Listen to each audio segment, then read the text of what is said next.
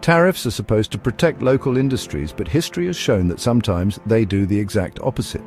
What happens when governments try to use trade restrictions to boost their economies only to make things worse?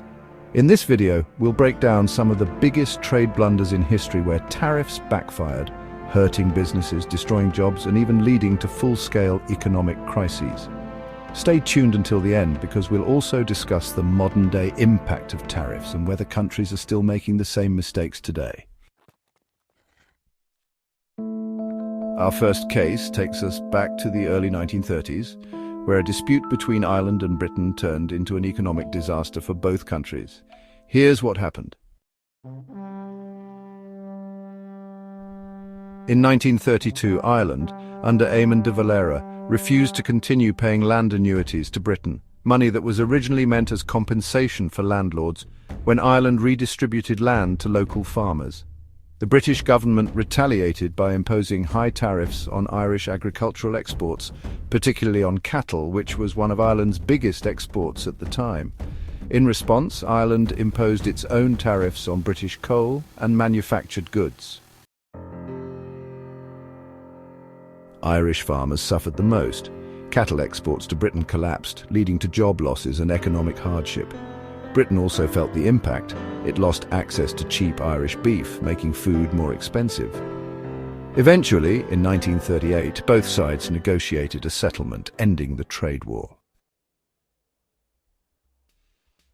The lesson here: retaliatory tariffs can lead to economic self-sabotage. Both Ireland and Britain lost money, jobs, and opportunities because of a trade war that could have been avoided.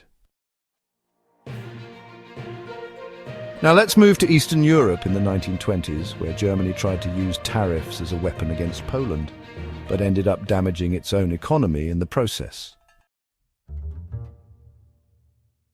After World War I, Poland became independent, and Germany saw it as an economic competitor.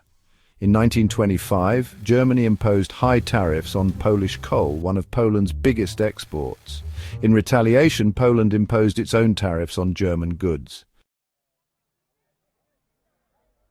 Poland was hit hard, but instead of collapsing, it built its own seaport in Gdynia, reducing its dependence on Germany. Germany also suffered as it lost access to cheap coal and had to import from other, more expensive sources. The customs war dragged on for nearly a decade, but neither country came out as a clear winner.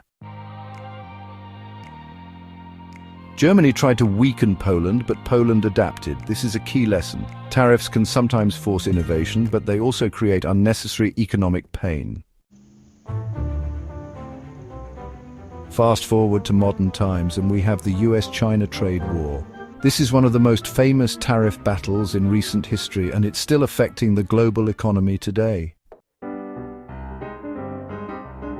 In 2018, the United States, under President Trump, imposed tariffs on Chinese goods, especially electronics, steel, and industrial materials.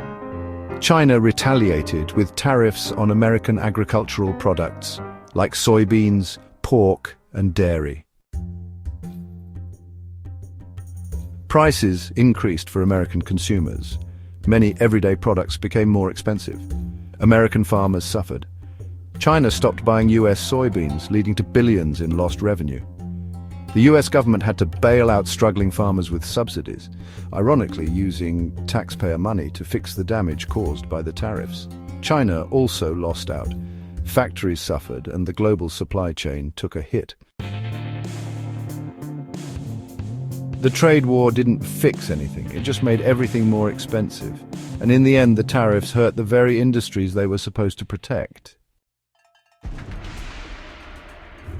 Our last case study takes us to Australia and China, two countries that got into a trade dispute over politics, but ended up causing economic damage in the process. Relations between Australia and China deteriorated in 2020 over political issues. China imposed tariffs on Australian wine, barley, and beef, some as high as 218% on Australian products.